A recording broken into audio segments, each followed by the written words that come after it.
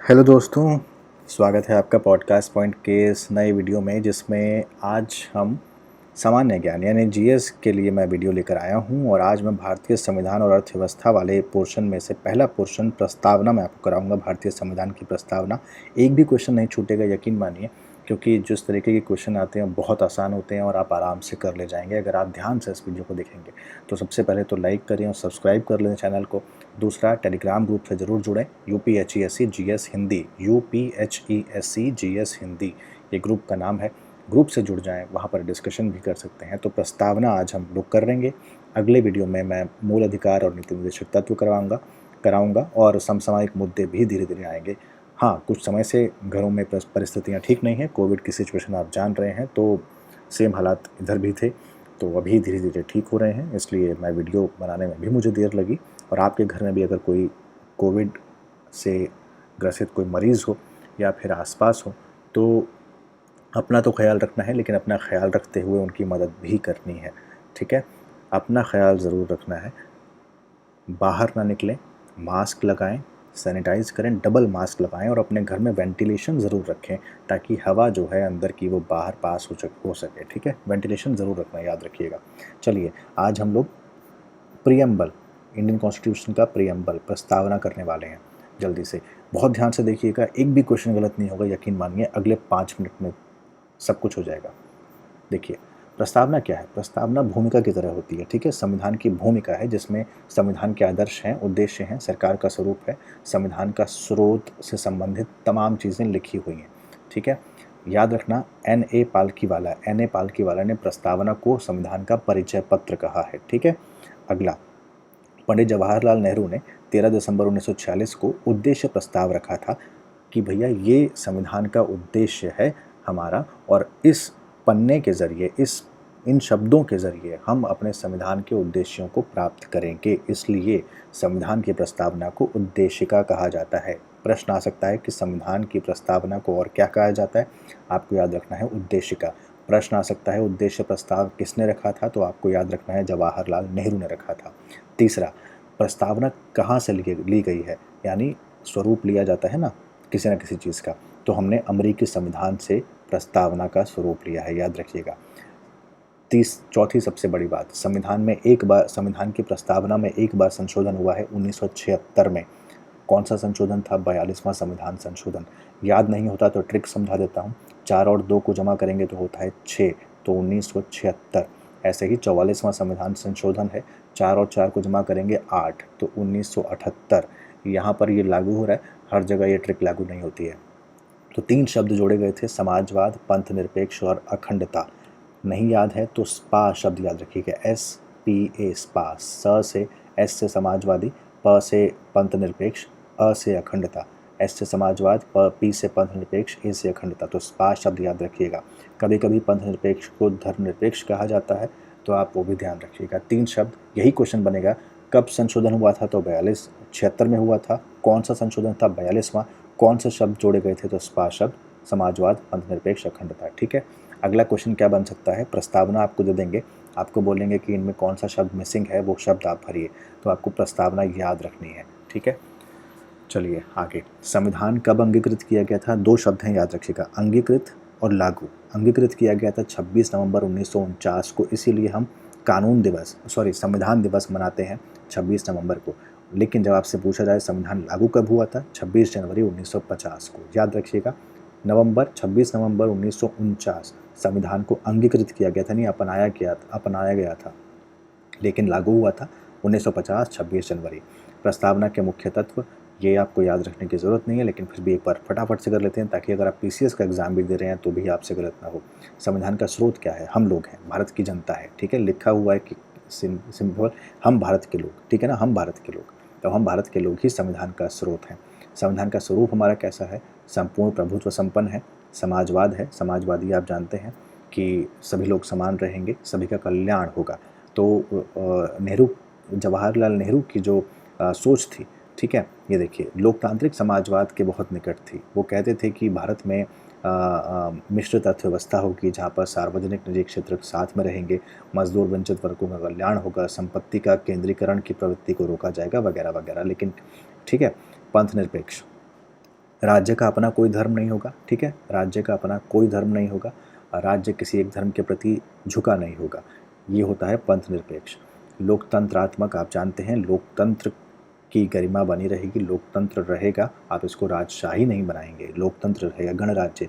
यहाँ का जो प्रधान सर्वोच्च पद पर बैठा हुआ व्यक्ति होगा, यानी राष्ट्रपति जो होंगे, वो हेरिडेटरी नहीं होंगे, यानी राजा का बेटा राजा नहीं बनेगा, वो परोक्ष रूप से जनता द्वारा चुन कर आएंगे, ठीक है। तो यानी मोनार्की नहीं होगी, राजशाही नहीं होगी, गणराज्य होगा, लोकतंत्रात्मक होगा। ये 5 शब्द हैं।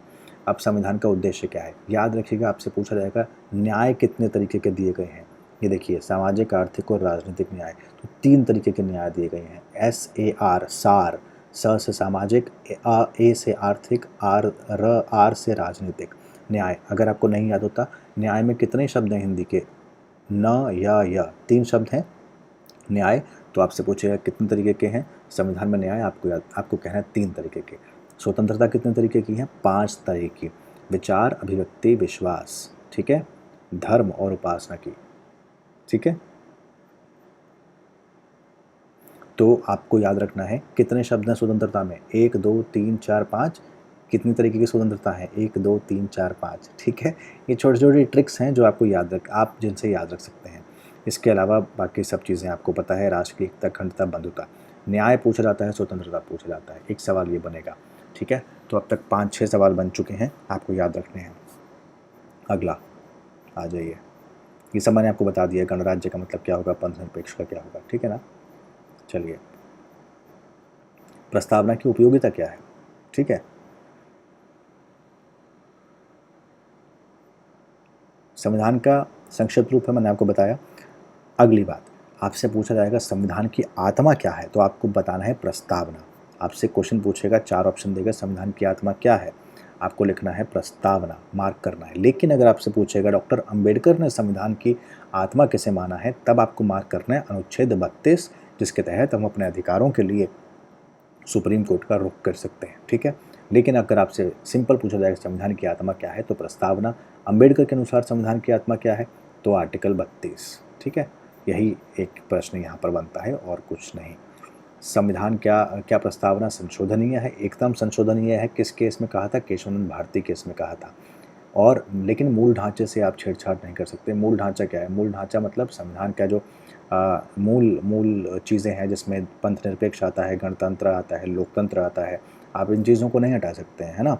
ये सब चीज़ें मूल ढांचे के तहत आती हैं। अगर इनमें से एक भी ईंट दर की, तो आपकी बिल्डिंग पूरी की पूरी, संविधान पूरा का पूरा बिखर जाएगा। तो ये होता है मूल ढांचा। तो संशोधन कर सकते हैं प्रस्तावना में, इसीलिए 42 में संविधान संशोधन किया गया था, सन 1976 में। तो यही आपसे प्रश्न पूछे जाएंगे कुल जमा। फिर मैं आपको बता रहा हूँ कब हुआ था संशोधन, 76 में। कौन सा, 42वां संशोधन, पहला सवाल। दूसरा, कौन कौन से शब्द जोड़े गए थे, स्पा, समाजवाद, पंथ निरपेक्ष, अखंडता, ठीक है। एकता के स्थान पर एकता और अखंडता शब्द को जोड़ा गया था, याद रखिएगा। प्रस्तावना में कितनी तरीके की न्याय दिए गए हैं, 3 तरीके के न्याय दिए गए हैं। सार, सामाजिक, आर्थिक, राजनीतिक। कितनी तरीके की स्वतंत्रता है, 5 तरीके की स्वतंत्रता है, मैंने आपको बता दिया, ठीक है। प्रस्तावना में न्याय कहाँ से लिए गए हैं, सामाजिक, आर्थिक, राजनीतिक, रूस की क्रांति से लिए गए हैं। और स्वतंत्रता, समता, बंधुता आप बहुत अच्छे से जानते हैं, फ्रांस की क्रांति से लिए गए हैं। तो यही कुल जमा जिसमें सवाल बनते हैं। इसके अलावा एक सवाल प्रस्तावना से बाहर नहीं आएगा, आप मुझसे लिख लीजिए इस एग्ज़ाम के लिए, क्योंकि ये इस एग्ज़ाम में बहुत बेसिक सवाल आते हैं प्रस्तावना से। आपसे ज़्यादा से ज़्यादा यही पूछेगा कब संशोधन हुआ था, कौन से शब्द जोड़े गए थे, और कितने तरीके के न्याय हैं, स्वतंत्रता है, और संविधान कब अंगीकृत किया गया था। कंफ्यूज करने के लिए आपको डेट दे देगा 26 जनवरी, लेकिन आपको 26 नवंबर मारना है। अगर पूछेगा लागू कब हुआ था, तो 26 जनवरी मारना है, ठीक है ना। तो यही कुल जमा सवाल हैं।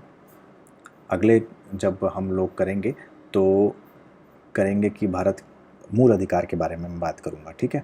आप मूल अधिकार पढ़ भी लीजिएगा, 2-3 दिन में, 1-2 दिन में वीडियो आ जाएगा। लेकिन उससे पहले मैं प्रमुख व्यक्तित्व, राष्ट्रीय अंतर्राष्ट्रीय प्रमुख घटनाएं, ये सब मैं वीडियो डालना धीरे धीरे स्टार्ट करूँगा। ये पूरा का पूरा पोर्शन जो है मैं आपको कवर करवा दूंगा, क्योंकि एग्ज़ाम अब धीरे धीरे वैसे भी आगे एग्ज़ाम वैसे भी आगे ही बढ़ना है। बहुत हद तक संभावना है अगस्त या सितंबर में हो। तब तक मैं आपको यकीन मानिए 1 महीने के अंदर, 1 महीने से भी पहले ये सब कुछ आपका कवर हो जाएगा। और आप 30 में से, ये 30 नंबर का होगा, याद रखिएगा, 30 में से आप 25 आराम से नंबर लेके आ सकते हैं। समसामयिक मुद्दे में एक भी क्वेश्चन गलत नहीं होगा। एक क्वेश्चन गलत हो भी जाए तो उसको साइड रखिए।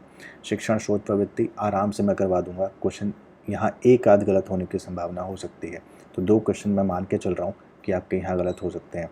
सूचना संचार प्रौद्योगिकी बहुत आसान सवाल आएंगे, बेहद आसान सवाल आएंगे। प्रीवियस ईयर सारे हम लोग करके जाएंगे। मानव एवं पर्यावरण बहुत आसान सवाल हैं, हम प्रीवियस ईयर सब करके जाएंगे, आराम से हो जाएगा। भारतीय इतिहास बेहद आसान सवाल, बंग भंग कब हुआ था, कैबिनेट मिशन कब आया था, है ना, इस तरीके के सवाल आएंगे। ब्रह्मांड की उत्पत्ति, सौरमंडल में कौन सा ग्रह कहाँ है, भारत का सामान्य भूगोल, कौन सी नदी कहाँ से निकलती है, बेहद आसान सवाल आएंगे। संस्कृति की प्रमुख विशेषताएं, कुचिपुड़ी कहाँ का नृत्य है, लखनऊ का नृत्य कौन सा है, यूपी का क्लासिकल डांस कौन सा है, सॉरी, ये क्वेश्चन आएगा। संविधान से मैंने आपको बता ही दिया, प्रस्तावना से अगर सवाल आएगा तो आप आराम से कर लेंगे। तो यही सारे क्वेश्चन हैं, आप आराम से 25 स्कोर 30 में से कर ले जाएंगे, और कुछ लोग तो यकीन मानिए 28 तक इसमें स्कोर कर लेते हैं। तो UPHESC GS हिंदी, आप इस टेलीग्राम चैनल से जुड़ जाइए। मैं फिर दोहरा रहा हूँ, UPHESC GS Hindi YouTube channel like कर लीजिए, ये वीडियो लाइक कर लीजिए, शेयर करिए। बहुत कम व्यूज़ आ रहे हैं मैं देख रहा हूँ, और चैनल भी सब्सक्राइब नहीं हो रहा है बहुत ज़्यादा, तो चैनल भी सब्सक्राइब कर लीजिए। और मिलते हैं फिर अगले वीडियो के साथ, और बहुत ध्यान रखिए अपना। शुक्रिया।